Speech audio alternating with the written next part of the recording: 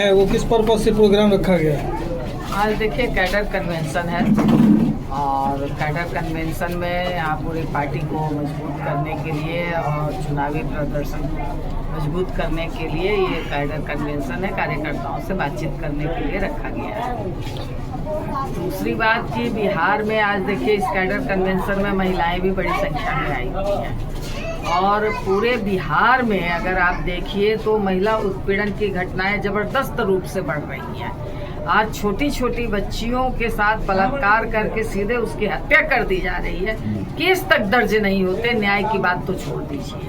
तो इस तरह की घटना में एक तरफ जबरदस्त इजाफा है और दूसरी तरफ अगर आप देख लीजिए तो बिहार के गांव में कर्ज के सवाल को लेकर के बड़े पैमाने पे लोग आत्महत्या कर रहे हैं और घर छोड़ करके पलायन कर रहे हैं, जो कि 20 साल पहले इस चीज़ को देखने को उस तरह से नहीं मिलता था।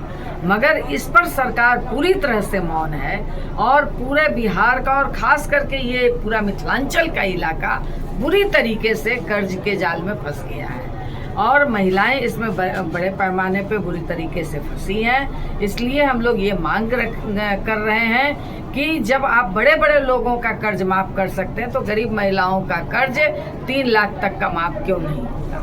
तो महिलाओं का कर्ज माफ़ किया जाए और जो माइक्रो फाइनेंस कंपनियां हैं जो मतलब कह लीजिए मनमाने तरीके से गांव में लोन दे रही हैं, इंटरेस्ट वसूल रही हैं, तो इस कंपनियों को मतलब नाथा जाए, उन कंपनियों पर लगाम लगाया जाए। इसके लिए बिहार में कोई कानून नहीं है, तो कानून बनाया जाए, ये तमाम मांग है। और इसके साथ ही आप देखेंगे कि तमाम जो स्कीम वर्कर बहने हैं, वो आशा हो, आंगनबाड़ी हो, मिड डे मील वर्कर हो, लंबी लड़ाई के बाद थोड़ी बहुत सफलता मिली है, मगर सरकार ने इन महिलाओं के साथ भी धोखा किया है।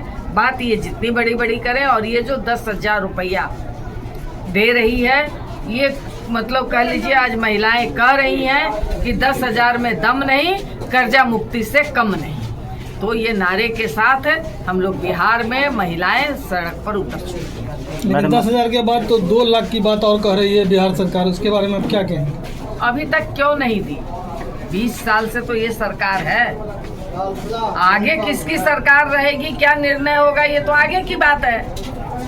आज आप ठीक चुनाव के पहले कल आप कह रहे हैं कि हम 74 लाख लोगों को महिलाओं के खाते में हम डालेंगे, तो ये तो सीधे तौर पर कह लीजिए कि आप चुनाव वोट के लिए वोट खरीद रहे हैं। 10,000 रुपया दे करके ये सीधे वोट खरीद रहे हैं आप महिलाओं का। मगर महिलाएं इससे बरगलाने नहीं जा रही हैं और बल्कि वो उन्हीं के बीच से ये आवाज़ निकला है कि 10,000 आज हमको मिलेगा, कल हमारे दरवाजे पे माइक्रो फाइनेंस कंपनी आकर के खड़ी हो जाएगी और वो हमारा पैसा ले लेगी। तो इसलिए अगर आपको देना था तो आप पहले देते। 10,000 में कौन सा बिजनेस शुरू होगा? माथे पर महिलाएं टोकरी लेकर के सब्जी ही तो बेचेंगी, ठेला भी नहीं लगा पाएंगी। तो ये सिर्फ चुनावी घोषणा है।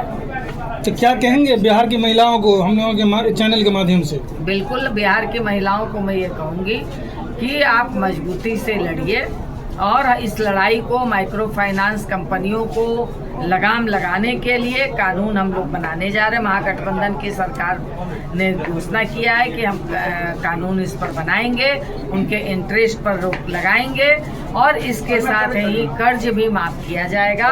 इसलिए महिलाओं को एक मुस्त होकर के, एकजुट होकर के इन अपराध के खिलाफ इन तमाम प्रश्नों पे आज सड़कों पे उतर करके महागठबंधन के पक्ष में मजबूती के साथ 10,000 के धोखा में नहीं आना है। बिल्कुल नहीं आना है, मैडम आ भी नहीं रही। मैडम अपना परिचय दे दें। शशि यादव, भाकपा माले।